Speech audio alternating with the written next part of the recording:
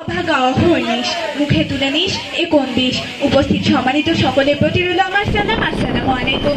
ধন্যবাদ মাননীয় মডারেটর আমাকে পয়েন্টে কিছু বলার সুযোগ প্রদানের জন্য। আজকের উক্ত সভায় নির্ধারিত বিষয় হচ্ছে মাদকাসক্তের জন্য নৈতিকতা নয় বরং রাষ্ট্র ব্যবস্থায় দায়ী। আমি আমার দল যুক্তিসঙ্গতকরণের পক্ষে অবস্থান করছি। সাধারণত মাদকদ্রব্যের প্রতি আসক্ত হওয়াকেই মাদকাসক্ত বলে। প্রথমে একটি বিষয় উল্লেখ না করলেই নয়, বিজ্ঞ বিচারক মণ্ডলী লক্ষ্য করবেন আজকে নির্ধারিত বিষয়ের দিকে। সেখানে রাষ্ট্রের সঙ্গে প্রত্যয় যোগ করা হয়েছে। অবশ্য যোগ করা হবে নাই বা কেন, যেখানে উক্ত করুণ পরিণতির জন্য শুধু এবং শুধুমাত্র রাষ্ট্র ব্যবস্থাই দায়ী। বিজ্ঞ বিচারক মণ্ডলী শুধুমাত্র আজকে আমাদের এই আইন সমৃদ্ধ রাষ্ট্রে রক্তরাজ্য টলমল চেহারাওয়ালা মানুষ প্রতিনিয়তই দেখতে পাওয়া যায়। একটি সুস্থ দেহে বিকৃত মস্তিষ্ক যখন উক্ত জীবনাশু গ্রহণ করে আশেপাশে অশ্রাব্য ভাষায় গালিগালাজ করে, নৈরাজ্য সৃষ্টি করে, তখন কিন্তু সবার প্রথমে মনে প্রশ্ন জাগে সমাজের আইন শৃঙ্খলা সম্পর্কে। মাননীয় মডারেটর, 2024-এর 27শে ফেব্রুয়ারি প্রথম আলো পত্রিকায় আমরা জানতে পেরেছিলাম দেওদায় মাদকাসক্ত ছেলের হাতে বাবার খুন। পুলিশ উল্লেখ করেছিলেন উর্মি সরকার নামক এক বৃদ্ধকে ধারালো অস্ত্রে আঘাত করেছে তার ছেলে বিষ্ণু সরকার। আবার এর তথ্য থেকে পাওয়া যায় 2013 সালের 16ই আগস্ট ঐশী নামক এক নেশাগ্রস্ত কিশোরীর হাতে তার বাবা মার খুন। প্রতিনিয়ত এমন অনেক ঘটনার সম্মুখীন হচ্ছে আজকে হাজারো পরিবার। আসলে এই সব পরিস্থিতির জন্য তারা কেউই দায়ী নয়। দায়ী হচ্ছে সমাজ ব্যবস্থা, দায়ী হচ্ছে রাষ্ট্র ব্যবস্থা। সত্যি পরিচয় দিতে লজ্জা হয় যে আমরা উক্ত রাষ্ট্রের বাসিন্দা। উক্ত রাষ্ট্রের শাসন ব্যবস্থা কতটা ত্রুটিপূর্ণ হলে উক্ত জঘন্য ঘটনাসমূহ নৈমিত্তিক ব্যাপারে পরিণত হতে পারে, প্রশ্ন থাকলো আমার বিজ্ঞ প্রতিপক্ষের কাছে। আজ আমাদের শাসন ব্যবস্থা এমন হয়ে দাঁড়িয়েছে যেন একদিন খেয়ে বছর পর বছর না খেয়ে থাকার সমান। বিজ্ঞ বিচারক মণ্ডলী লক্ষ্য করবেন উক্ত দেশের শাসন ব্যবস্থায় 2013 সালে সর্বশেষ বিধিমালা প্রদান করা হয়েছিল, যা হয়তো কার্যকারিতা এতই বেশি ছিল যে তা আমাদের জন্য ফলস্বরূপ হিসেবে দিচ্ছে প্রতিনিয়ত নিরপরাধ হাজারো দাসের মুখ।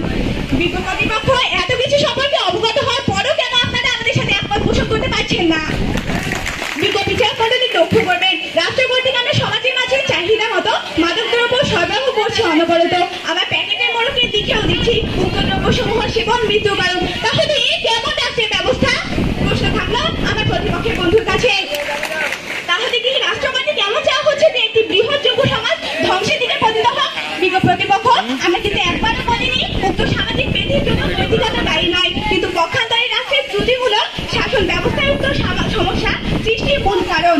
রাষ্ট্র কর্তৃক যথাযথ আইন প্রণয়ন এবং তা বাস্তবায়ন করলে মাদকাসক্তির মতো মরণ ব্যাধিকে প্রতিহত করা সম্ভব। মাননীয় মডারেটর, নৈতিকতার বিস্তার ব্যাপক সূত্রীয় এবং তার পরিবর্তন কখনো রাতারাতি ভাবে সম্ভব নয়। মাদকদ্রব্য নিয়ন্ত্রণ অধিদপ্তরের মধ্যে দেশে মাদকাসক্তের সংখ্যা 47 লাখ, যার 90% হচ্ছে যুব, তরুণ এবং কিশোর।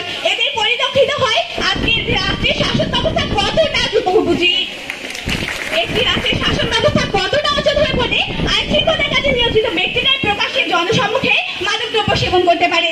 শুধু এতটুকুতেই সীমাবদ্ধ নয়, সীমান্তরক্ষী বাহিনী ও পুলিশের চোখের সামনে সীমান্তে চলছে মাদকের অবাধ ব্যবসা।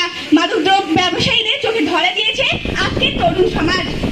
মাদক ব্যবসায়ীদের চোখে ধরেছে আজকে তরুণ সমাজ আছে আশা বসাচ্ছে দেখে কখনোই সম্ভব নয়। এই সকল বিষয়ে আইন শৃঙ্খলা বাহিনী ঠিকই অবগত, কিন্তু পদক্ষেপ গ্রহণের ক্ষেত্রে তারা যেন নীরব দর্শক। কেননা পদক গ্রহণ করলে তো তাদের আর পকেট কোনোভাবেই ভরবে না। মাদকদ্রব্য নিয়ন্ত্রণ অধিদপ্তর মাদকদ্রব্যের অপব্যবহার নিয়ন্ত্রণে খুব বেশি একটা ভূমিকা রাখতে পারছে না, তা মাদকের অবাধ বিস্তারেই বোঝা যাচ্ছে। বিজ্ঞ বিচারক মণ্ডলী, যেখানে রাষ্ট্রের শাসন ব্যবস্থা এত নড়বড়ে, সেখানে আমরা কিভাবে মাদকের সমাজ ব্যবস্থা হবো? প্রশ্ন থাকলো আমার বিজ্ঞ প্রতিপক্ষের কাছে। তাহলে এটাই তো প্রমাণিত হয়ে গেল কে দায়ী আর কে দায়ী নয়। তাই পরিশেষে বলতে চাই উক্ত সামাজিক ব্যাধির জন্য একমাত্র দায়ী হলো আজকের এই রাষ্ট্র ব্যবস্থা। মাদকে না বলুন, এই প্রত্যয় এগিয়ে চলুন। ধন্যবাদ মডারেটর।